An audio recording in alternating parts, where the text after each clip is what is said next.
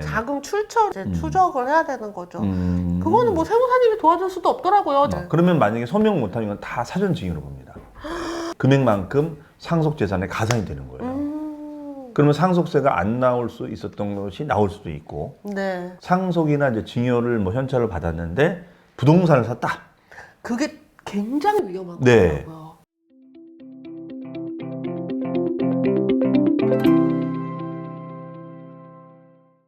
저 교수님 요번에 제가 한 군데 은행에서 그거 왔어요. 금융거래 확인서 그래서 국세청에 교수님이 안 제출했다고. 네.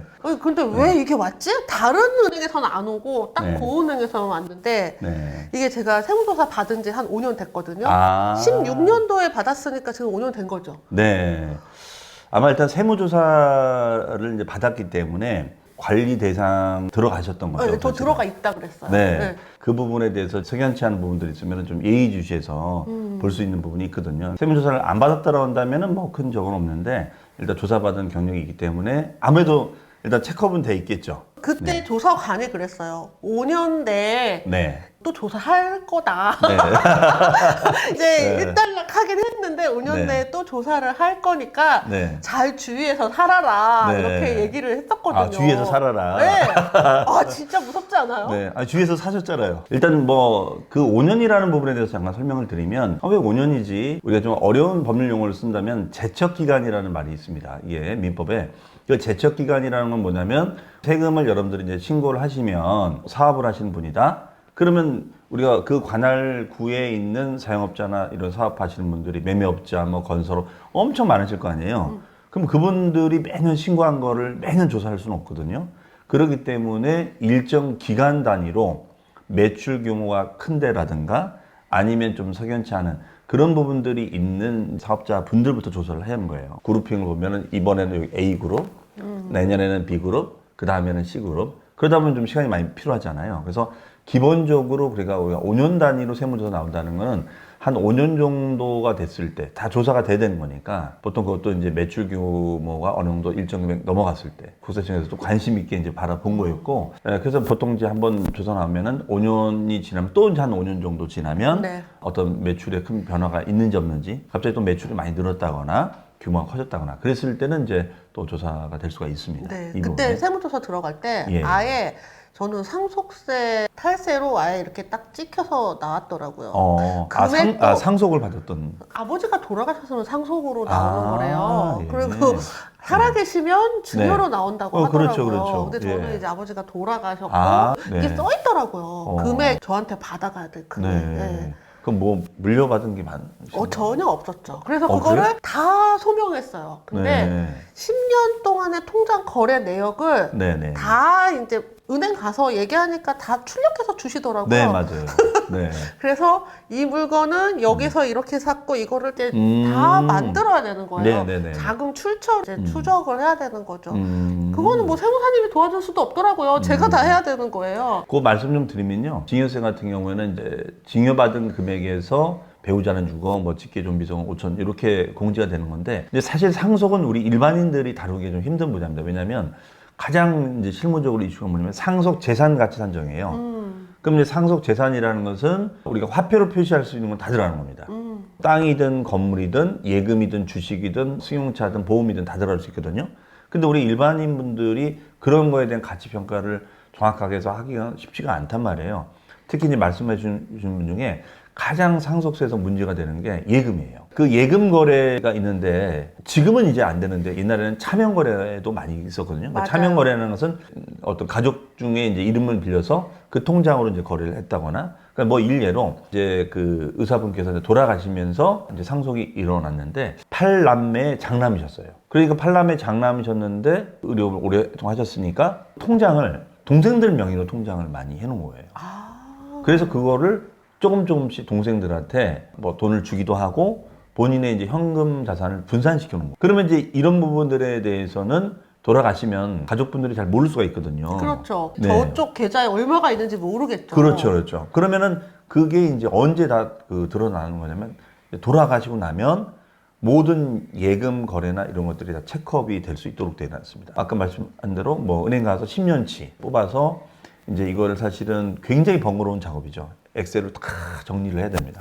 네, 이거에 대해서 조사관이 물어볼 수 있거든요. 이거는 왜 여기 누구한테 B라는 분한테 왜 얘기 나갔습니까? 이거 어떤 용도입니까? 이걸 사실 상속인이 이거를 소명하기 쉽지 않잖아요. 돌아가신 아버지가 얘기도 안 해줬을 텐데. 그러니까 그러면 만약에 소명 못하면 이건 다 사전 증여로 봅니다. 그러면 사전 증여가 돼버리면은 그 당시 증여세 신고 안 했을 거 아니에요. 네, 그러면은 추징 그렇죠. 세금이 막 엄청나겠는데요. 그러면 사전 증여가 된 거로 만약에 인지가 돼버리면 금액만큼 상속 재산에 가산이 되는 거예요. 그러면 상속세가 안 나올 수 있었던 것이 나올 수도 있고. 네. 그래서 아마 소명 조사를 받았던 부분들이 막 그런 부분들. 그리고 상속이나 이제 증여를 뭐 현찰을 받았는데 부동산을 샀다. 그게 굉장히 위험한 네. 거더라고요. 이렇게들 많이 생각하거든요. 배우자분들한테 생활비로 이렇게 지원해주고 네. 아니면 자제분들한테 이제 해줬는데 그 돈은 나중에 이제 부동산을 샀는데 미성년자라든가 소득이 없으면은 자금 출처 소명이 들어올 수 있거든요. 네. 소명 과정에서 이거는 뭐 저희 뭐 아버님이 용돈으로 주셔가지고 시아버님이 용돈으로 주셔가지고 증여죠. 네, 용돈이 1억인 거예요. 네. 네, 그래요? 그러면은 증여를 받으신 거네? 그럼 세금 신고 안 하셨겠네요? 그러게 말이에요. 네. 이렇게 되는 거예요. 맞아요. 그러니까 특히 이제 생활비 자금 가지고 부동산 같은 걸 샀을 때는 나중에 그게 다 증여로 간주가 될 수가 있습니다.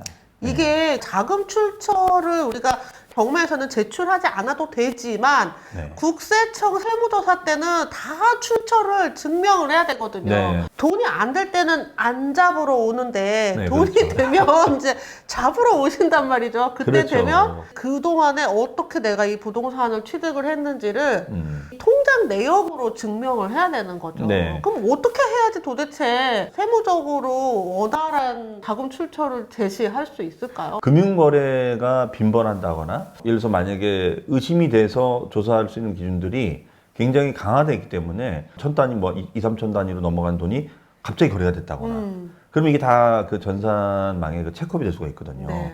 아니면 그걸 또 줄여서 한다고 뭐 500씩 쪼개가지고 이렇게 나눠서 나누어서 그래서 그것도 입금을 사실은 조사 대상이 될 수가 있어요. 빨간 것이 딱 뜨나요? 예, 그거 체크업이 될 수 있죠. 네. 그렇기 때문에 이런 부분들을 보통 우리가 이제 간과하거든요. 그래서 되도록이면은 뭔가를 자녀 명의로 또는 배우자 명의로 뭘 사줘야 되는 그런 상황이 됐을 때는 전문가한테 미리 처음 이 부분에 대해서 어떻게 거래를 하는 것이 좋을 건지. 왜냐면은 대부분 다 이미 다 거래를 해놓고 통장 거래를 나서. 다 해놓고 나서 네. 이미 증적이 남은 상태를 되돌릴 수는 없거든요. 네. 그러면 넣었던 걸 다시 회귀시켜야 되는 건데 그래서 거래를 하다가 계좌 거래를 막 하시면 안 돼요. 그래서 정말 부동산을 구입하는 목적이 분명하시다고 한다면 그런 부분에 대해서 충분히 상의를 좀 하시고 어떻게 거래를 하는 것이 좋을 건지를 하시는 게 제일 좋다. 제 생각에 전문가랑 상담을 하는 게 제일 좋다. 그런데 대부분은 이미 다 거래를 해놓고 와서 해주세요. 어떻게 안 됩니다. 왜냐면 이미 다 증적 거래 남아있기 때문에. 이게 통장 거래가 내 거만 까는 게 아니라 그렇죠. 가족 거를 다 같이 그렇죠. 이거를 어딘가는 다 오픈을 해야 계좌로 되는 거죠. 흘러왔기 때문에. 이게 그러니까 어디 갔으면 얘도 까야 되는 거잖아요. 예, 맞습니다. 그러니까 국세청은 실질과세 원칙이라는 말을 쓰는데 사실관계를 보는 거예요. 그러니까 아무리 뭐 계약서를 변경하건 뭘 이렇게 서류를 정해도 그거는 참고 자료일 뿐이고 국세청이 믿는 건 오로지 통장입니다. 맞아요. 오로지 계좌예요.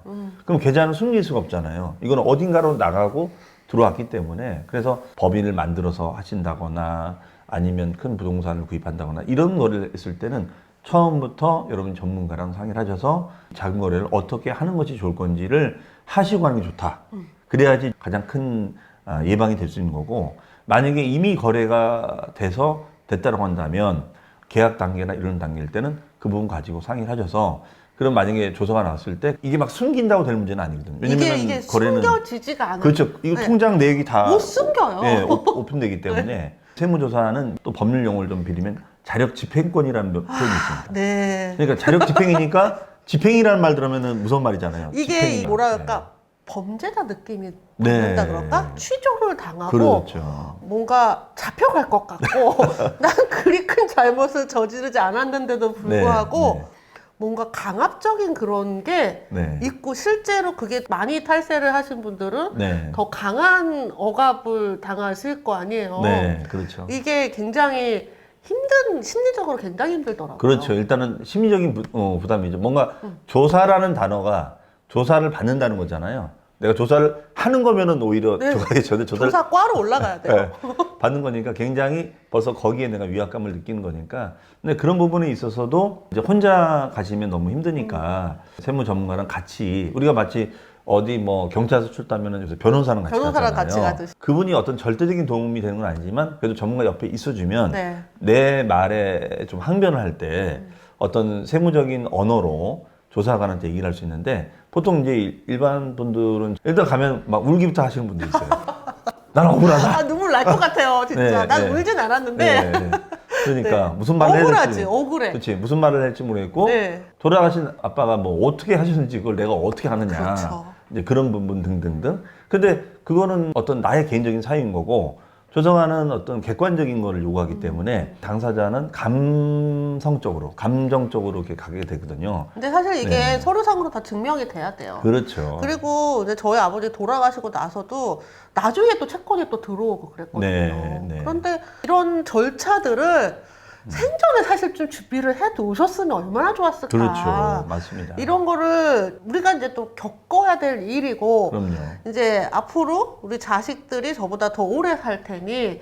항상 뭔가 이렇게 서류적으로 미비한 문제들이 있다면 미리미리 좀 정리를 잘 해두셔서 네, 자식들 맞습니다. 고생시키지 않으셔야 됩니다. 그러니까 통장 정리를 좀 잘 해주셔야 됩니다. 네. 그래서 그러니까 원래는 사실 이제 상속을 가면은 보통 이제 우리가 유언을 그러니까 외국 같은 경우 유언장을 다 작성하잖아요. 근데 우리는 유언을 하고 잘안 하는 것 그렇죠. 같은데요? 그러니까 내가 죽긴 왜 죽어 이런. 난 안 분들이- 죽어! 예.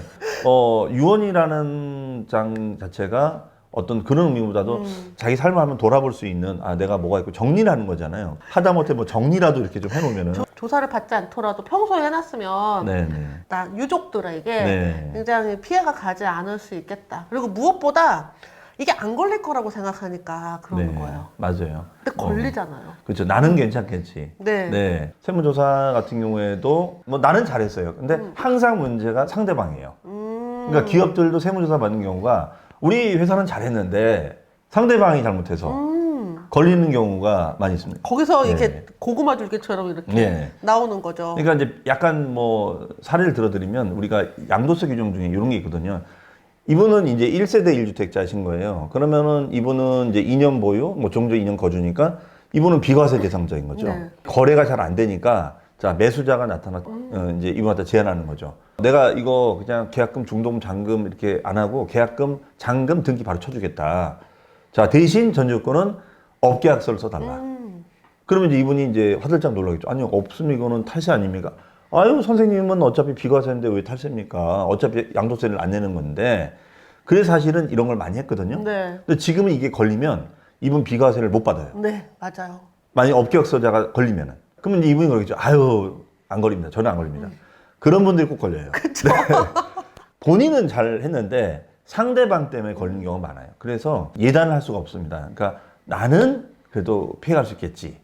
근데 그건 아무도 모른다. 네. 그거는. 네. 그 세금 같은 경우에는 뭐 항상 우리가 절세를 항상 고민을 하는데 탈세를 하고 싶은 유혹이 막 있는 거잖아요. 그렇죠. 이렇게 네. 막 어떻게 상대방하고 잘 얘기가 되면은 네. 내가 세금적으로 큰 네. 이익을 볼 수 있을 것 같아서 네. 했다가 한 5년 전 거가 이제 나중에 돌아오는 네. 거죠. 대척 기간 5년 안에 것이니까. 그러니까. 그래서 세무적으로 일단 클린하게 하는 게 저는 가장 안전하고 편안한 방법이다.